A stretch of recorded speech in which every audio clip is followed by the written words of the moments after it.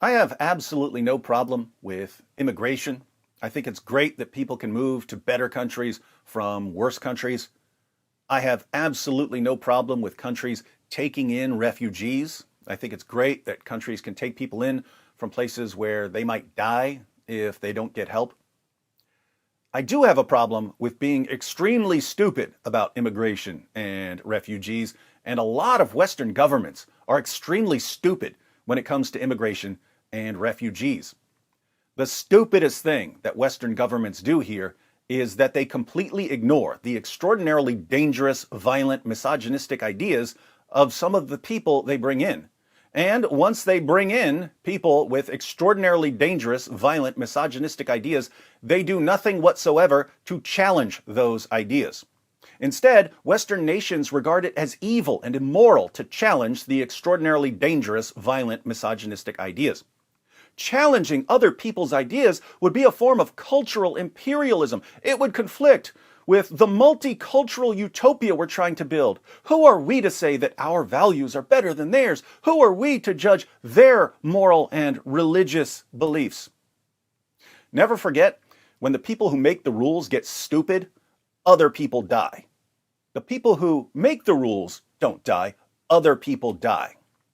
The Associated Press reports German prosecutors said Tuesday they have charged two Afghan brothers with murder over the July killing of their sister, whom they allegedly wanted to punish for her Western way of life. The men, aged 26 and 22, and identified only as Syed H. and Sayed H. in line with German privacy rules, maybe their last name is Hitler, are accused of luring their 34-year-old sister to a meeting in Berlin on July 13th, then choking and strangling her and cutting her throat. They choked her, strangled her, and cut her throat in the name of Allah. Prosecutors in the capital charged that they took a taxi to a station later that day with her body in a suitcase, then traveled to Bavaria by train and drove to a site near the elder brother's home where they buried her. So they choked her, strangled her, cut her throat, stuffed her body into a suitcase, took a train ride, and buried her in the name of Allah near the elder brother's comfortable home in Germany. The indictment states that the men wanted to punish their sister for her Western-oriented way of life, which did not correspond to their archaic ideas of honor and morals and their image of women, prosecutors said in a statement. Wow, newsflash. German prosecutors just called Islamic values archaic. No takebacks now. In particular, prosecutors added, they weren't prepared to accept that she had divorced her husband, to whom she was married when she was 16, after violent incidents and had a new relationship. The two brothers have been in custody since August 3rd. So, she had an arranged marriage when she was 16, making her a senior citizen by Muhammad's standards. Her husband was violently abusive, as Surah 4, verse 34 of the Quran allows.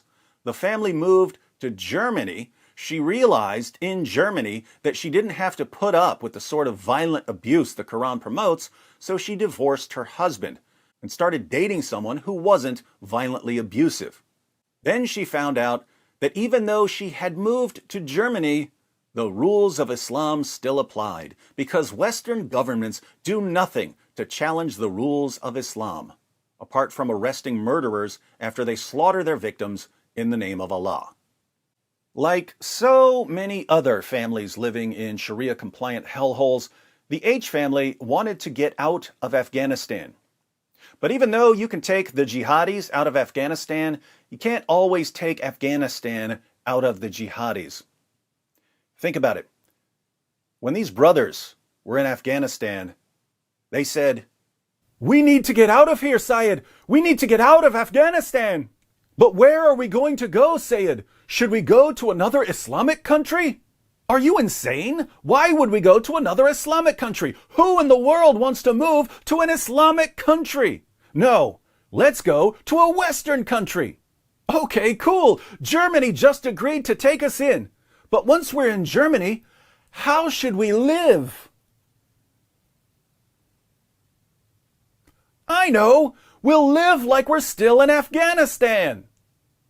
They brought the values of their fake prophet with them to Germany.